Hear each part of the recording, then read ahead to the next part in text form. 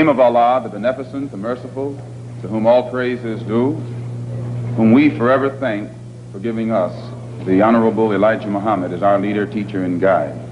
And I specifically, ladies and gentlemen, and brothers and sisters, open up like that because I am a representative of the Honorable Elijah Muhammad. And were it not for him, you and I wouldn't be here today.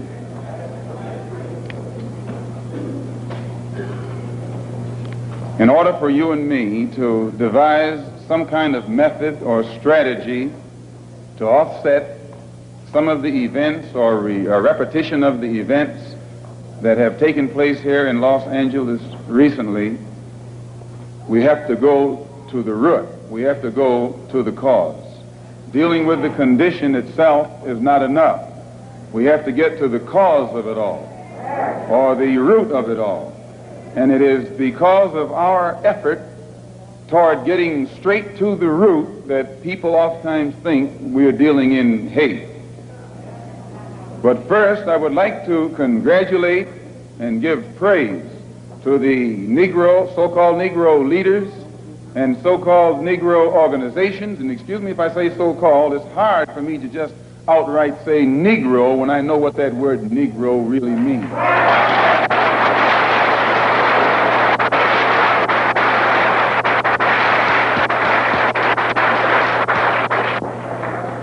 The person whom you have come to know as Ronald Stokes, we know him as Brother Ronald, one of the most religious persons who displayed the highest form of morals of any black person anywhere on this earth. And as one of the previous speakers pointed out who knew him, everyone who knew him had to give him credit for being a good man, a clean man, an intelligent man, and an innocent man when he was murdered. The Negro, so-called Negro organizations and leaders should be given great credit for their failure or refusal to let the white man divide them and use them one against the other during this crisis.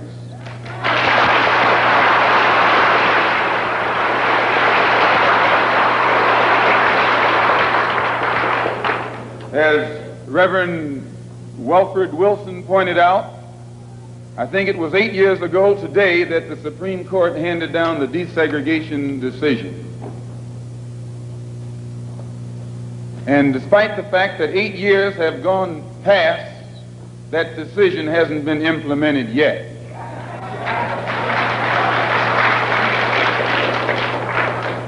I don't have that much faith. I don't have that much confidence.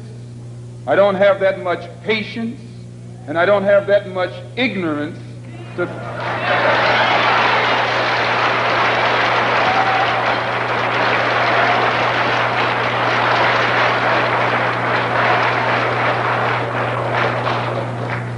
If the Supreme Court, which is the highest law-making body in the country, can pass a decision that can't get even 8% compliance with in 8 years because it's for black people, then my patience has run out.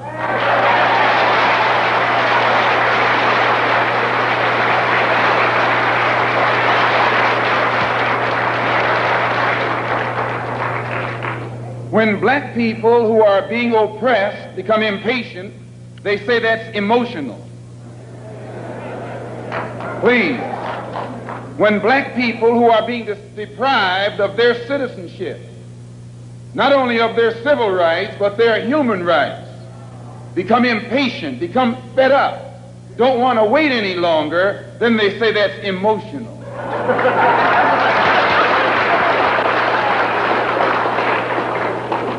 The Negro, so-called Negro leaders and organizations should be praised. They should be congratulated. They should be complimented, because out of all of them combined, the white man has not yet found one who will play the role of Uncle Tom.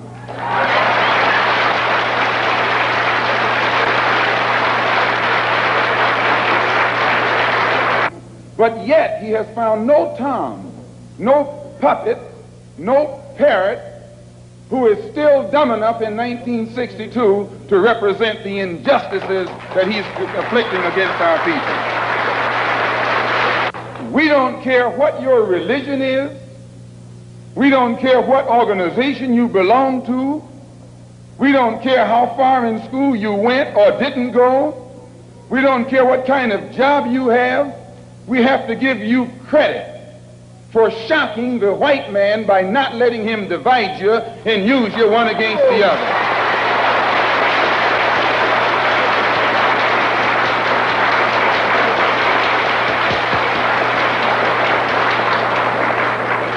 In the past, the greatest weapon the white man has had has been his ability to divide and conquer. As Jackie Robinson pointed out beautifully on the television last night, 4/5 of the world isn't white. Isn't that what Jackie said?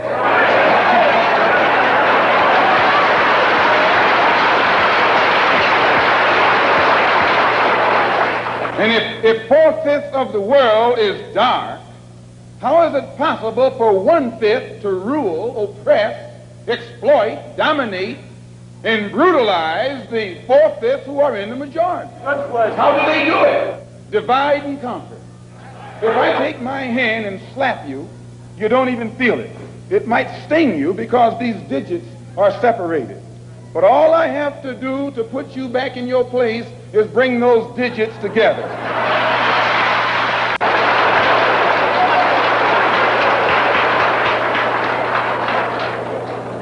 This is what the white man has done to you and me. He has divided us and used us one against the other. But today, thanks to Allah, you can say thanks to God or thanks to Jesus or thanks to Jehovah, whatever you want.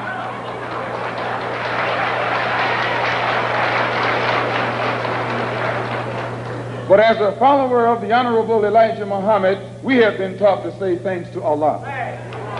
And that's what Jesus said. Jesus called on Allah. He said, Allah, Allah, lama asabachthani. I believe what's good for Jesus is good for you. If Allah was good enough for Jesus to call upon, I think he should be good enough for you to call upon. Since the so-called Negro community has shocked the white man by resisting all efforts to divide us, I think that you and I should continue to shock him by staying and working together in unity. Despite religious, political, economic, or educational or social differences, let us remember that we are not brutalized because we're Baptists. We're not brutalized because we're Methodists. We're not brutalized because we're Muslims. We're not brutalized because we're Catholics. We're brutalized because we are black people in America. Here, your mother is being raped, and you're not supposed to be emotional. Your women, please, your women can't walk the street without some cracker putting his hands on her, then you're not supposed to be emotional.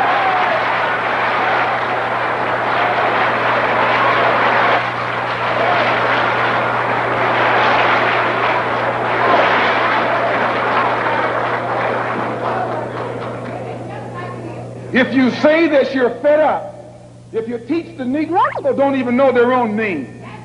Why? Because he took it away from them. Please.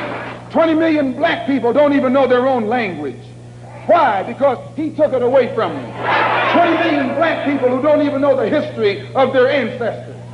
Why? Because he took it away from them. And if you try and tell them how thoroughly and completely they've been robbed, he says you're teaching hate.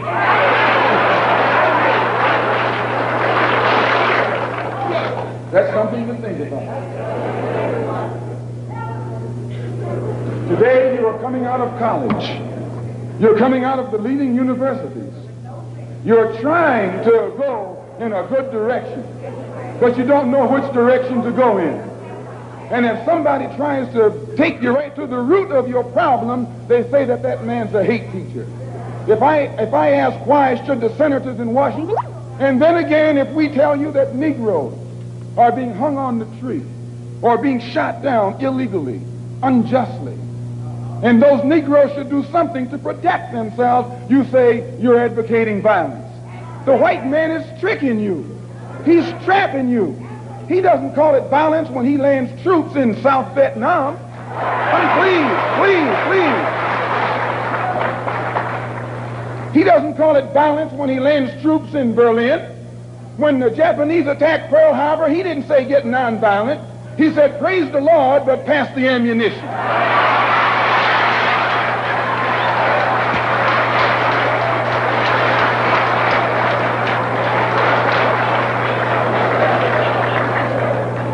But when someone attacks you, when someone comes at you with a club, when someone comes at you with a rope, when someone comes at you with a gun, despite the fact that you've done nothing, he tells you, suffer peacefully. Pray for those who use you despitefully. Be long-suffering. And how long can you suffer after suffering for 400 years? So I just want to clear up that little point right there, because he says that we play on your emotions. And when you turn on your television tonight, or your radio, or read the newspaper, they're going to tell you in that paper that I was playing on your emotions. Imagine you, a second-class citizen. That's not getting emotional, it's getting intelligent.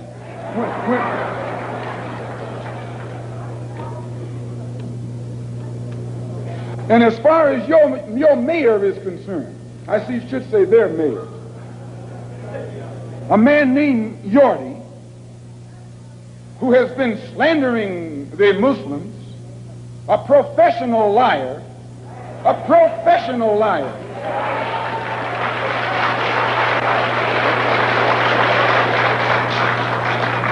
who has mastered the art of using half-truths. Put it in the paper that they broke into our religious place of worship and got records that they can use to prove that most of us have criminal records. You can't be a Negro in America and not have a criminal record.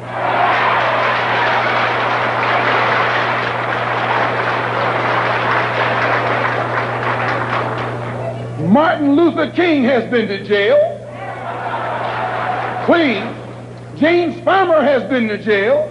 Why, you can't name a black man in this country who is sick and tired of the hell that he's catching who hasn't been to jail. Charged him with being seditious. They put Moses in jail. They put Daniel in jail. Why, you haven't got a man of God in the Bible that wasn't put to jail when they started speaking out against exploitation and oppression.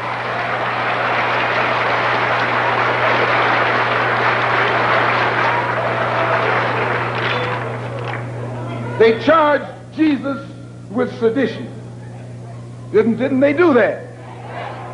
They said he was against Caesar.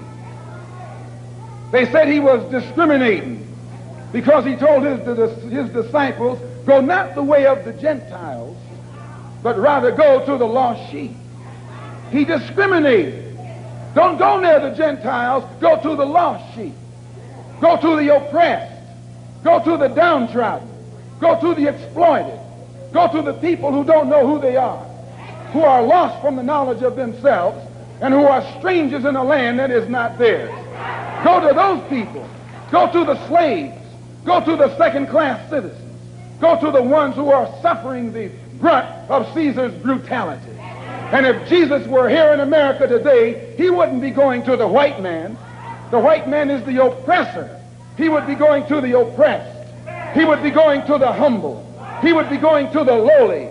He would be going to the rejected and the despised. He would be going to the so-called American Negro.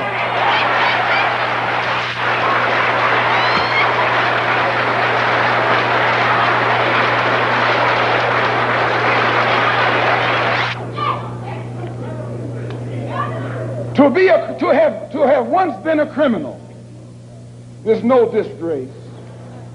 To remain a criminal is the disgrace. I formerly was a criminal.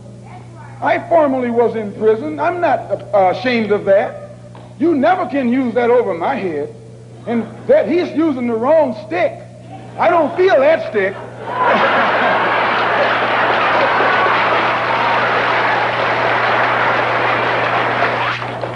went to prison because I believed in men like Sam Yorty. I went to prison because I trusted men like Sam Yorty. I went to prison following the philosophy of men like Sam Yorty. But since I've been following the Honorable Elijah Muhammad, I have been reformed, and that's more, please. That's more than Sam Yorty and Chief Parker and all these other white politicians have been able to do with the inmates in the prisons of this state. They should give Mr. Muhammad credit. They should give Mr. Muhammad credit for reforming and rehabilitating men whom they have failed to reform and rehabilitate.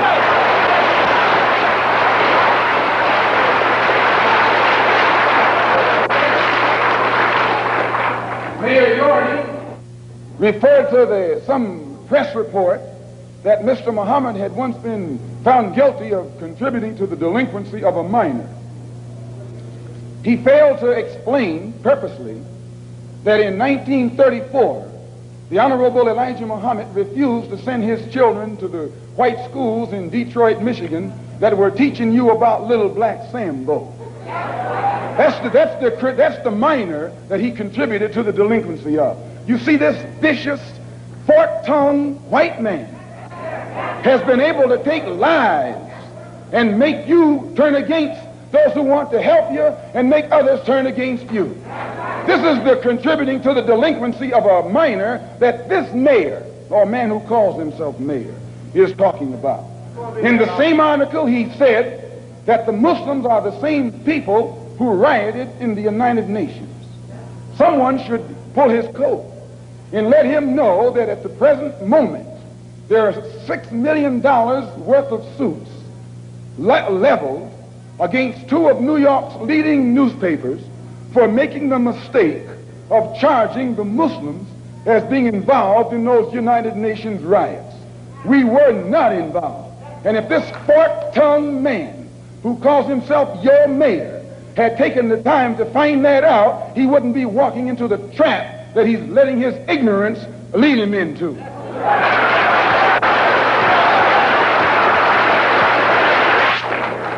And if you will take the time to read the Washington Post that came out the Sunday after that incident took place, the Washington Post pointed out on the front page that the Muslims had nothing to do with the UN riots. And they quoted, in saying so, the person who was at that time the commissioner of police in New York City.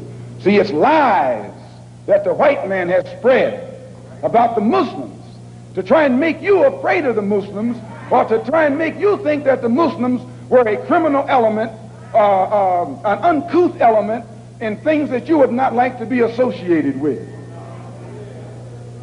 Also, they say that I'm just clearing these things up, and then we're going to get into what happened. They also say that the Honorable Elijah Muhammad was a draft dodger. No, he wasn't. He just refused to go to the army because he was a man of peace. He was a minister of a religion of peace. He was teaching peace. So he outright refused to go to the army. That's not draft dodging. That's intelligence.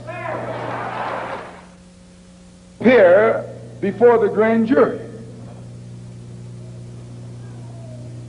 because the coroner's jury is stacked against Negroes. The grand jury is stacked against Negroes. The press, the radio, the television, and the newspapers are stacked against Negroes. But please, the Los Angeles Police Department is stacked against Negroes. He is stacked against all Negroes, all except those whom he has appointed to high positions. The controlled press, the white press, inflames the white public against Negroes. The police are able to use it to paint the Negro community as a criminal element. The police are able to use the press to make the white public think that 90% or 99% of the Negroes in the Negro community are criminals. And once the white public is convinced that most of the Negro community is a criminal element, then this automatically paves the way for the police to move into the Negro community, exercising Gestapo tactics, stopping any black man who is on the sidewalk, whether he is guilty or whether he is innocent, whether he is well dressed or whether he is poorly dressed, whether he is educated or whether he is dumb, whether he's a Christian or whether he's a Muslim. As long as he is black and a member of the Negro community, the white public thinks that the white policeman is justified in going in there and trampling on that man's civil rights and on that man's human rights.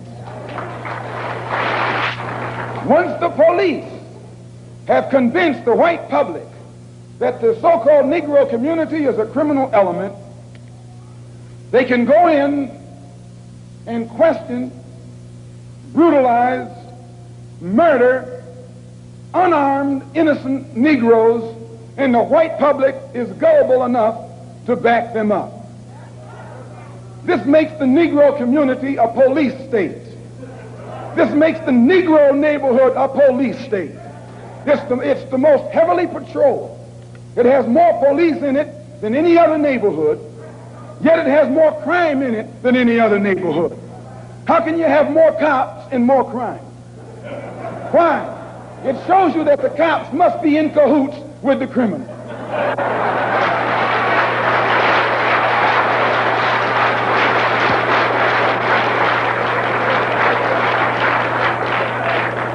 The texture of the hair that God pleased, that God gave them, so much that they'll put lye on it. Do you realize now, you know, brother, lye will eat a hole in steel, and you know your head is not that hard.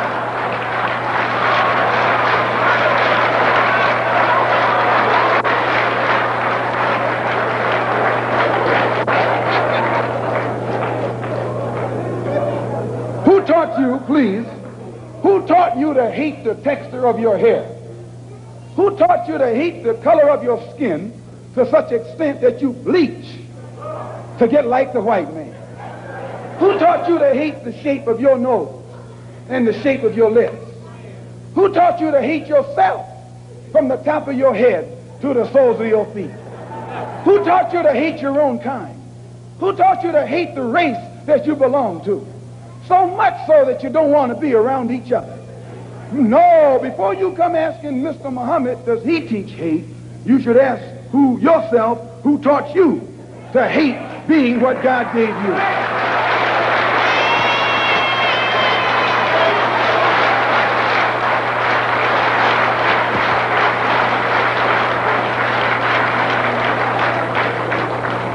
We teach you to love the hair that God gave you.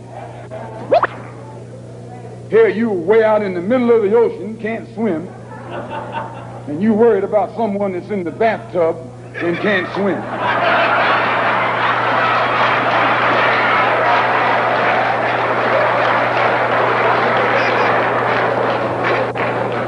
We don't steal, we don't gamble, we don't lie, and we don't cheat.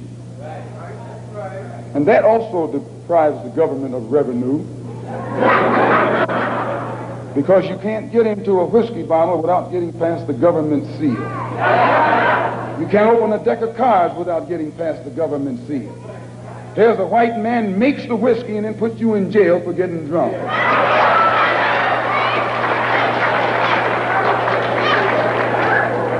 He sells you the cards and the dice and puts you in jail when he catches you using them. So he's against us because we fix it where he can't catch you anymore. We take the dice out of your hands and the cards out of your hands and the whiskey out of your head. The most disrespected person in America is the black woman. The most unprotected person in America is the black woman. The most neglected person in America is the black woman. And as Muslims, the Honorable Elijah Muhammad teaches us to respect our women and to protect our women. And the only time a Muslim really gets real violent is when someone goes to molest his woman. We will kill you for our woman. I'm making it plain, yes. We will kill you for our woman. We believe that if the white man will do whatever is necessary to see that his woman gets respect and protection, then you and I will never be recognized as men until we stand up like men and place the same penalty over the head of anyone who puts his filthy hands out to put in the direction of our women.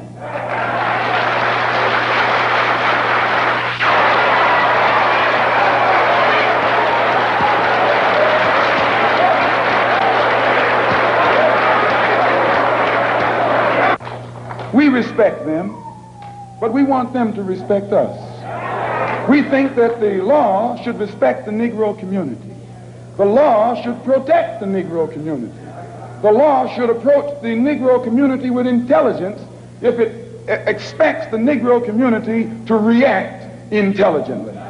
So the Honorable Elijah Muhammad teaches us to always avoid anything that smacks of disrespect for the law.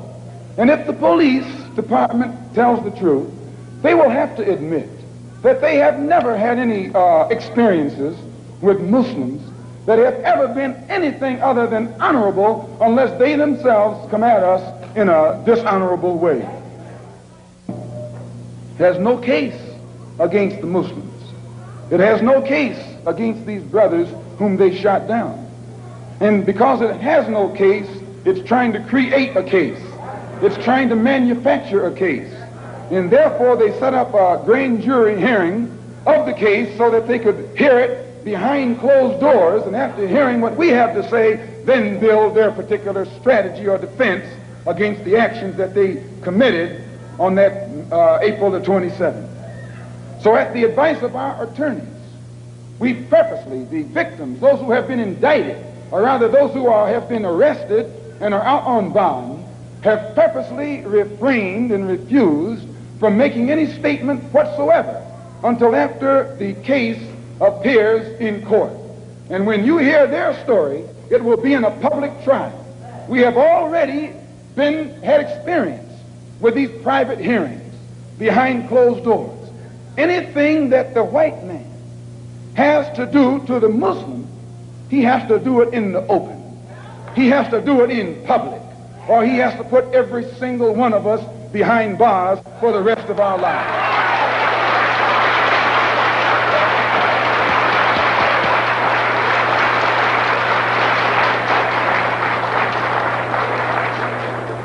When Mayor Yorty called for a government investigation of a religious group that has the highest moral standard of any group in the Negro community, Mayor Yorty was giving you an example of what Hitler did in Nazi Germany when he began to go on the rampage.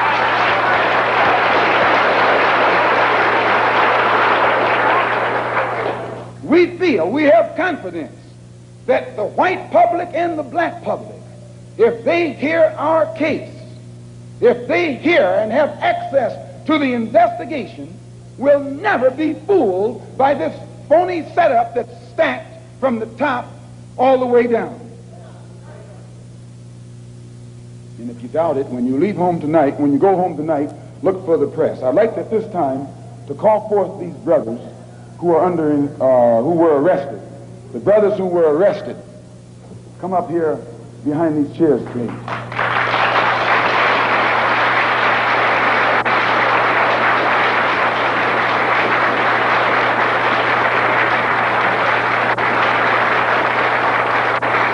They were suspects.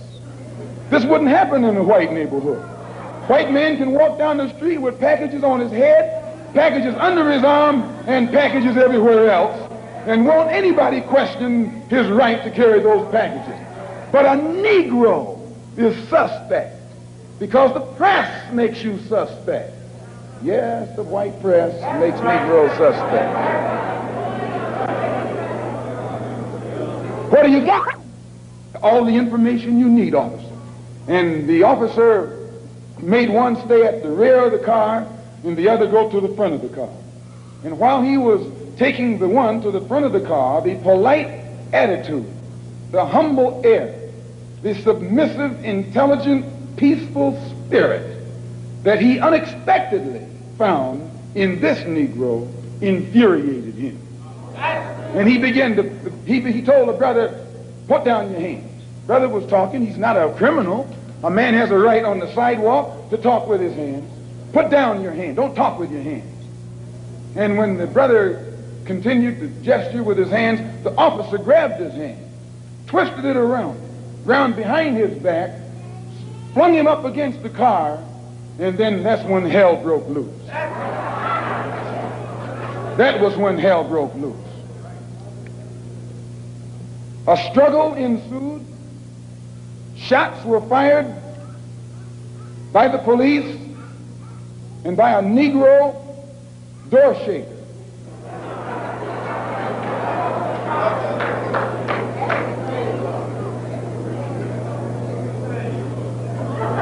An alarm went out. When the alarm went out, instead of the police going to the place where the incident occurred, the police went 1 block away to the temple. When they arrived there, they got out of their cars with their guns smoking. You would have thought it was Wyatt, what his name? Wyatt Earp. I'm telling you, they came out of those cars, and we have enough witnesses to hang them with their guns smoking. Chief Parker knows this, Mayor Yorty knows this, and every police official in the city knows that. They didn't fire no warning shots in the air. They fired warning shots point blank at innocent, unarmed, defenseless Negroes. As I say, 2 of the brothers were shot in the back. Another was shot in the shoulder. Another was shot, 2 of them were shot, excuse the expression, through the penis.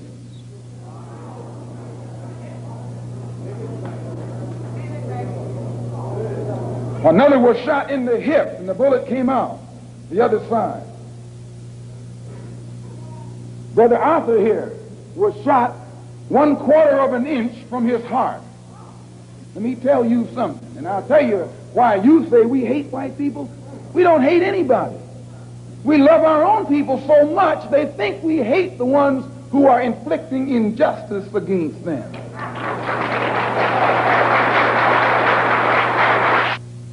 Man who has been shot, the bullet having passed 1/4 of an inch through his heart. I'm not going to let him talk, which I think you can understand why. You should listen to the conversation of the police officers while it was going on. 2 of the brothers who had been shot were lying hand in hand. The officer said they were chanting a death chant. You read that? They were saying, Allahu Akbar. What does that mean? It means that God is the greatest. It means that God is the greatest.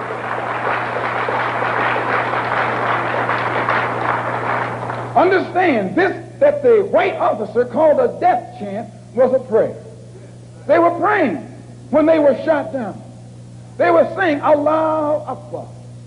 And it shook the officer up because they haven't heard black people talk any kind of talk but what they taught them.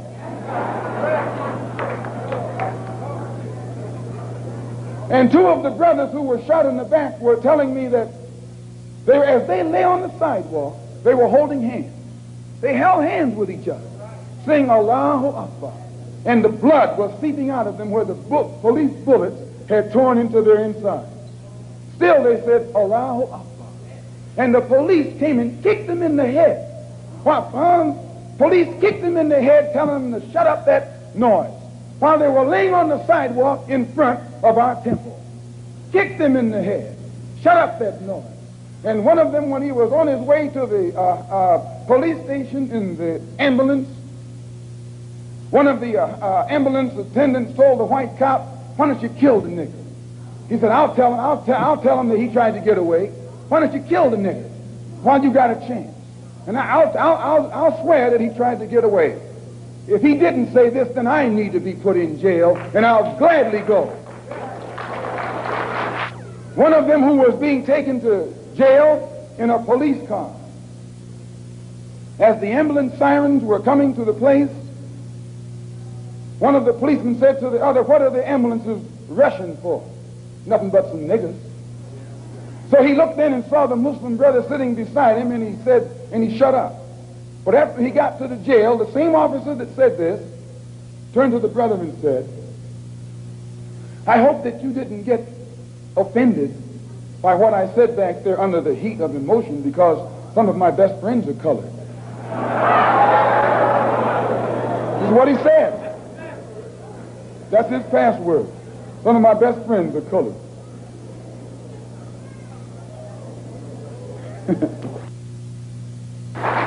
And I, for one, as a Muslim, believe that the white man is intelligent enough.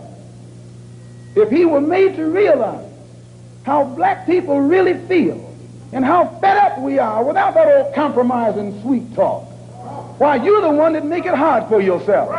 The white man believes you when you go to him with that old sweet talk, because you've been sweet talking him ever since he brought you here. Stop sweet talking him. Tell him how you feel. Tell him what kind of hell you've been catching, and let him know that if he's not ready to clean his house up, if he's not ready to clean his house up, he shouldn't have a house. It should catch on fire and burn down.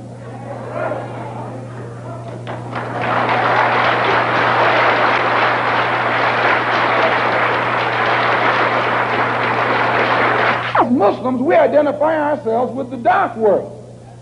So we're not any minority. We're a part of the majority, and the white man is the minority.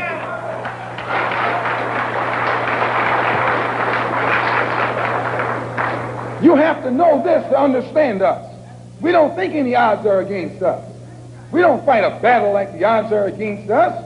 Why, the whole dark world today is in unity. It's one. If you don't think so, look at the United Nations. When the dark world votes, they vote as one. They get the colonialists out of Africa and out of Asia, telling them to get out. They don't have any nuclear weapons, but they got a solid, united voice, and their unity alone is sufficient to drive the oppressor and exploiter of their people out of their own country. You and I need to learn a lesson from that right there. In the UN, the dark world consists of Buddhists, Hindus, Shintoists, Taoists, Christians, Muslims, everything. But they're together. They forget their religious and political differences. They think as one. They move as one against a common enemy. And right out of Algeria, he's going. Don't think he's not going. He's going. They're getting him out of Angola, out of Tanganyika, out of Angola, out of Uganda, out of Kenya. He's going from South Africa too. He hasn't got long to be there. All over this earth, dark people who have been oppressed and exploited by those who are not their own kind, strangers, are coming together to get the oppressor off their back. You and I learn a lesson from that. We are oppressed. We are exploited. We are downtrodden. We are denied not only civil rights, but even human rights. So the only way we're going to get some of this oppression and exploitation away from us or aside from us is come together against the common enemy.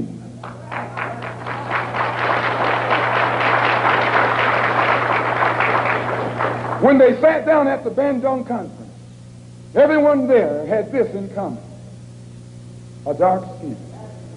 Some of those who were sitting there were socialists, some were communists, some were capitalists, some were Christians, some were Buddhists. They were everything. But all of them was dark skin. And they looked at that dark skin and agreed that this is one thing they had in common. Forget that you're a Methodist. Forget that you're a Catholic. Forget that you're a Protestant. Forget that you're a Muslim. Remember that all of us are black and we're catching hell.